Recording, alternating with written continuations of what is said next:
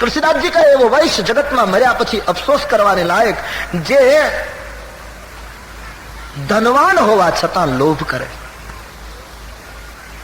સોચીએ વૈશ્ય કૃપણ ધનવાનું, ધનવાન હોવા છતાં લોભ કરે છે, અને જેને અતિથિ ગમતા નથી અને જે શંકરનું પૂજન કરતો નથી. ઈશ્વરે સંપત્તિ આપી હોય અને માણસ અતિથિ સત્કાર ન કરે, ધનનો સદુપયોગ ન કરે,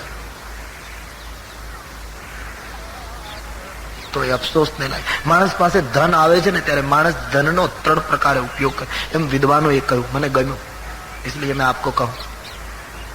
મહાત્માઓ કહે છે વિદ્વાનો કે માણસ પાસે ધન આવે ત્યારે 3 પ્રકારે એનો ઉપયોગ કરે.